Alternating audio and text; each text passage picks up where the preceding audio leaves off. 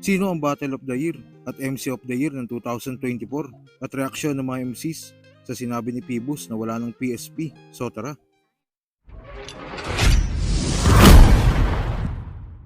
Isa nga sa candidate ng Battle of the Year 2023 ay yung MR Industria vs Look dahil sa lirisismo at purong Tagalog nilang pinakita. At taong 2024 ay marami na ang nagtatanong kung sino ba ang Battle of the Year ng 2024. Sa totoo lang, maaga pa para pagtalunan ito dahil marami pang hindi na-upload ang flip top ng mga battles. Bago nga Aon 15, nandyan pa ang Pakusgan na 8 at Gubat 14 na hindi pa na-upload lahat.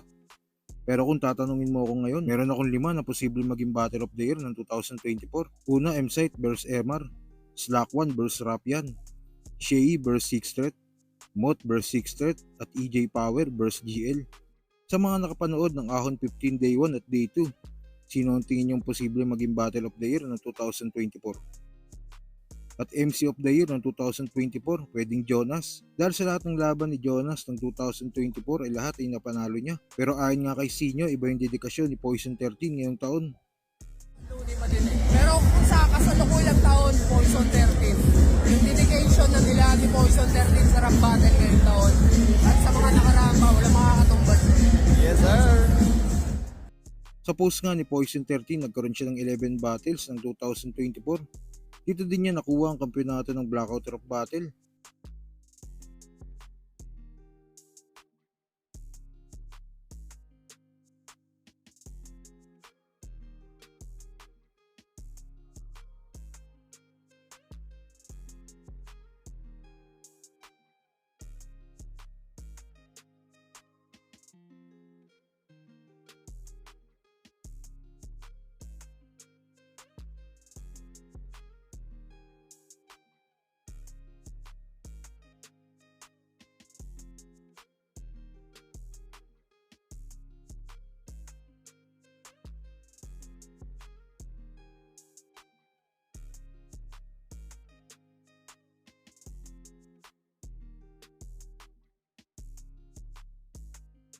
At iba yung mga battle niya sa mga amateur league, handa at hindi nagpapabaya. Kaya tingin ko pwedeng si Poison 13 ang MC of the Year ng 2024. Kaya para sa inyo, sino ba?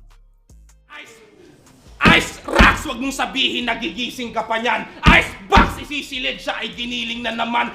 Ice Pop, kapag nagstick ka sa piniling banatan. Ice Drop at makikitang may pinipigang laman. Ululas battle mo na to. Huwag ka sanang malalasing. Bibigyan kita ng straight kung lakad mo ay papaling. Damahin mo ang hangover, pare huwag kang dadaing. Pag nagtawag ka ng uwak, si Itachi ang dadating.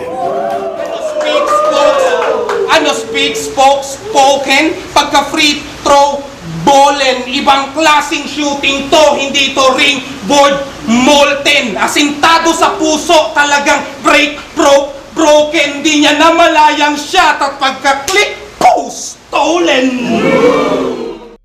Sa kabilang balita naman, opisyal na ngang wala ng PSP. Sa live nga ni Phoebus, sinabi niyang napagod na siyang patakbuhin ng nasabing liga dahil mas marami pa daw hate kesa nakaka-appreciate. Kaya nga ito ang ilan sa mga reaksyon ng mga MCs sa hindi na pagpapatuloy ng pangil sa pangil. Ito ay katotohanan At ngayong araw nag-post na si Phoebus ng pangil sa pangil, signing off. Minessage ko siya at tinanong ko. Ito yung mga sagot niya. At after tayo mag-usap sa cellphone, chat, tumawag siya. Ngayon, tawa siya ng tawa, sabi na kahit wala naman yan masarap ang buhay ko. Ngayon, maghanap ng mga nag-i-hate. Kaya ngayon, ito masasabi ko dun sa mga battle MC na nakatulong para mapagbagsak ang pangil sa pangil. Ito yung ayan sila Akata, di ba? Tira ng tira. Kupal sila ng kupal. Sila J-Block. Sino pa ba? Yan, sila Zaki. Halos lahat ng MC tira ng tira. Pero di nila alam, hanap buhay nila yan. Maganda talent pin nila dyan, nakaipon sila. Ngayon, babalik na naman sila sa flip top na kahit sabihin natin sikat sila doon, maraming tutulong, maliit lang yung talent fee. Pero okay pa rin. Pero ngayon, putangin na, masasabi ko talaga, balik na naman kayo sa pagsasaka kasi talagang parang nagsawa na rin si Pibus gawa ng daming nangihik, daming nangungupal.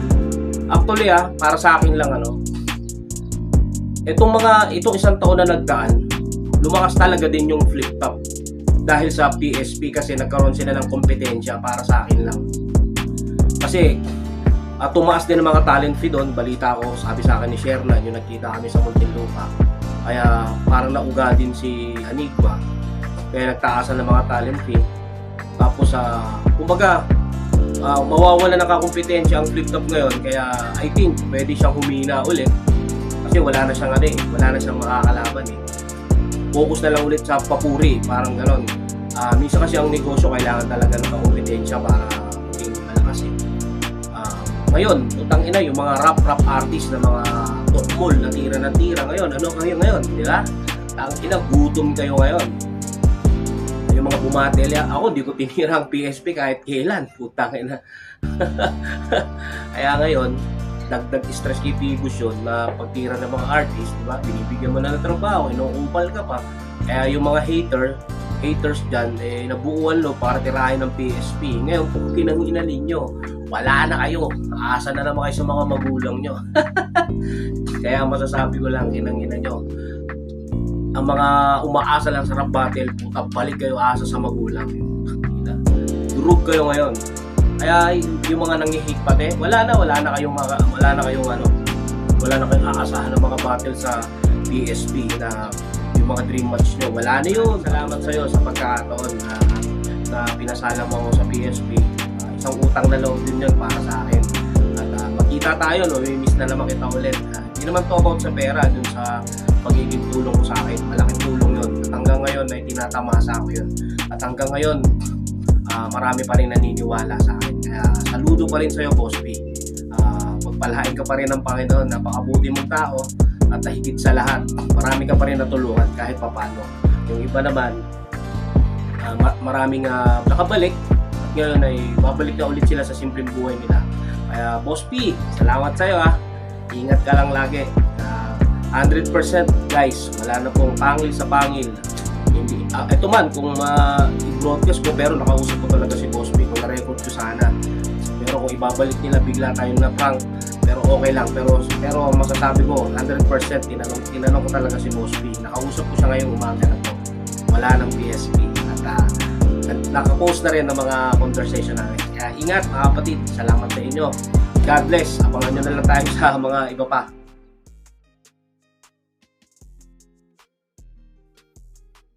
So kayo ba, tingin nyo, tama lang ba na huminto ng PSP? O dapat hinayaan na lang ni Pibus sa mga bashers at pinagpatuloy niya ang kanyang liga para sa mga MCs at para sa mga tao?